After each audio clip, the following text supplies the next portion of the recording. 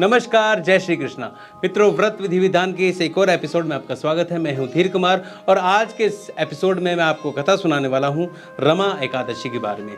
जी हां, दीपावली से कुछ दिन पहले आने वाली एकादशी को रमा एकादशी कहा जाता है। अब इसकी कथा क्या है और इसका फल क्या है, ये मैं आपको बताऊंगा इस वीडियो के अंदर।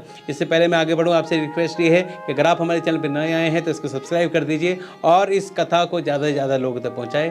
इस वीडियो को लाइक कीजिएगा और शेयर कीजिएगा। चलिए शुरू करते हैं। एक समय की बात है जब भगवान श्री कृष्ण पांडवों को एकादशियों की कथा सुना रहे थे, तब युधिष्ठिर ने कहा कि हे प्रभु, आप इतनी सारी एकादशी की कथा अब तक सुना चुके हैं, अब मुझे आप अश्विन मास के कृष्ण पक्ष में आने वाली जो एकादशी है उसकी कथा के बारे में बताइए। तब जनार्दन भगवान श्री कृष्ण ने कहा कि अश्विन मास के कृष्ण पक्ष में आने वाली जो एकादशी है उसको रमा एकादशी कहा जाता है। ये पापों को हरने वाली है और ऐश्वर्य प्रदान करने वाली है। तो उसकी कथा क्या है मैं आपको सुनाता हूँ। भगवान श्री कृष्ण बोले कि एक समय एक नगरी में मुचकुंद नाम का एक राजा राज्य करता था। वो बहुत ही ज़्यादा प्रजा पालन में लीन रहता था, भगवान की पूजा करता था, भगवान विष्णु का भक्त था और उसके राज्य में सब जगह शांति थी और प्रजा बहुत ज़्यादा सुखी थी। राजा मुचकुंद की एक पुत्री थी जिसका नाम था चंद्रप्रभा। चंद्रप्रभा जब बड़ी होगी तो राजा ने उसकी शादी राजा चंद्रसेन के पुत्र कुमार शोभन के साथ कर दी। कुमार शोभन के साथ उसकी शादी तो हो गई, पर जो वो राजकुमार था जिसके साथ चंद्रप्रभा की शादी हुई थी वो शरीर में बहुत दुर्बल था। वो इतना दुर्बल था कि अगर वो एक समय का भोजन न करे तो वो बहुत ही कठिनाई में आ जाता था, वो उसके बिना रह नहीं पाता था। तो एक समय की बात है, शोभन अपनी पत्नी चंद्रप्रभा के साथ अपने ससुराल यानी कि मुचकुंद के यहाँ पर आया हुआ था और संयोग से उस दिन एकादशी थी। जब वो वहाँ पर पहुँचे तो राजा उस समय ढिंडोरे पिटवा रहा था सब जगह कि आज एकादशी है और एकादशी के दिन कोई भोजन नहीं करेगा। ऐसे में चंद्रप्रभा से शोभन ने पूछा ये क्या है। तब चंद्रप्रभा ने कहा कि आज एकादशी है और एकादशी के दिन मेरे पिता के राज्य में कोई भी भोजन नहीं करता है। नर नारी तो दूर, पशु पक्षी भी भोजन नहीं करते हैं और आज हम लोग भोजन नहीं करेंगे। ऐसे में शोभन ने कहा कि तुम तो जानती हो कि मैं भोजन के बिना नहीं रह सकता, अब क्या किया जाए। तब चंद्रप्रभा ने कहा कि आप किसी और राज्य में चले जाइए और भोजन करके आ जाइएगा।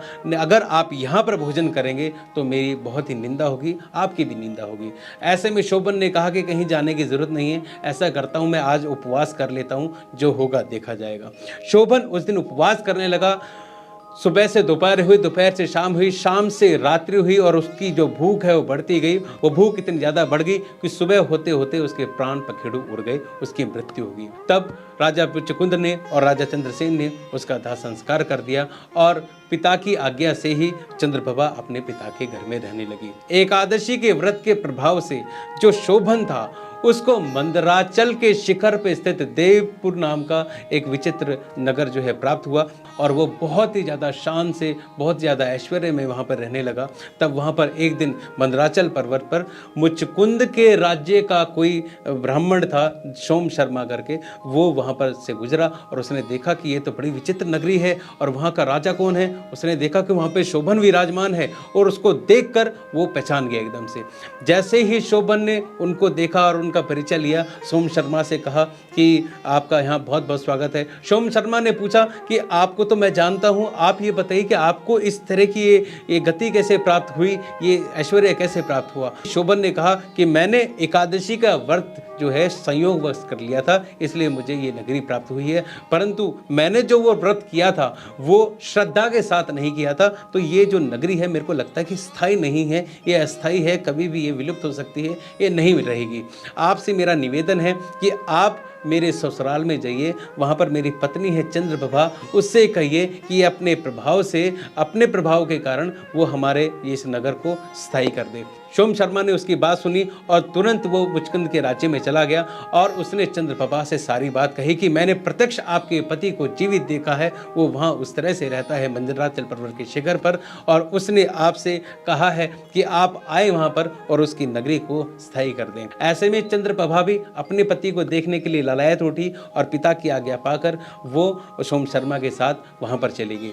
मंदराचल पर्वत के निकट वे लोग वामदेव मुनि के आश्रम में गए और मुनि के प्रभाव से जो चंद्रप्रभा थी वो दिव्य रूप को प्राप्त हुई और दिव्य रूप को प्राप्त होते ही वो जैसे ही शोभन के पास गई, उसने अपने तप से, जो भी उसने तप किया था, जो भी उसने पूजा पाठ की थी, जो भी उसने दिव्यत्व प्राप्त किया था, उससे उसने उस नगरी को पूर्ण रूप से स्थायी कर दिया और वो वहाँ पर रहने लगे। श्री कृष्ण ने कहा, हे युधिष्ठिर, ये है कथा रमा एकादशी की, जिसका व्रत करने से सब तरह के पापों से मुक्ति मिलती है और धन ऐश्वर्य प्राप्त होता है। मित्रों, रमा एकादशी की कथा ये थी। अब मैं आपको एक बार फिर से बताता हूँ कि एकादशी का व्रत कैसे करना चाहिए। जिन्होंने हमारे पिछले वीडियोस नहीं देखे हैं उनको इस सेक्शन से बहुत मदद मिलेगी। एकादशी का जो व्रत है वो दशमी से ही शुरू कर देना चाहिए, यानी कि दशमी के दिन आपको कुछ भी जो है तामसिक भोजन नहीं करना है। हो सके तो रात्रि का भोजन ना करें। अगले दिन सुबह उठे, एकादशी के दिन स्नान आदि करें, भगवान की पूजा की, यानी कि भगवान विष्णु की पूजा की जो है पूरी सामग्री वगैरह रख लें, क्योंकि दीपावली से 2-3 दिन पहले की है तो आपके घर में वैसे ही साफ सफाई बहुत होगी, तो आप और भी अच्छी तरह से स्वच्छ कर लें।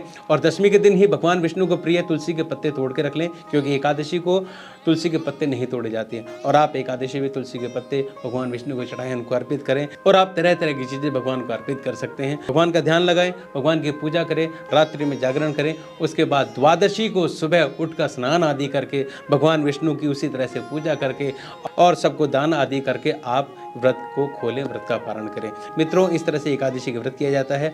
इस वीडियो को लेकर आपके क्या विचार है, आप हमें कमेंट करके जरूर बताइएगा। साथ ही साथ अगर आप सोशल मीडिया यूज करते हैं तो आप हमें फॉलो कर सकते हैं इंस्टाग्राम पे, और फेसबुक का पेज हमारा लाइक कर सकते हैं। उन दोनों का ही जो लिंक है मैंने डिस्क्रिप्शन में दे दिया है, आप डिस्क्रिप्शन में जाके वहां से हमारे पेजेस पे जा सकते हैं। मित्रों, इसी के साथ मैं धीर कुमार लेता हूं आपसे अनुमति। जल्दी ही मिलूंगा एक नए वीडियो में, नए व्रत के साथ, नए विधि के साथ, नए विधान के साथ। जय श्री कृष्णा।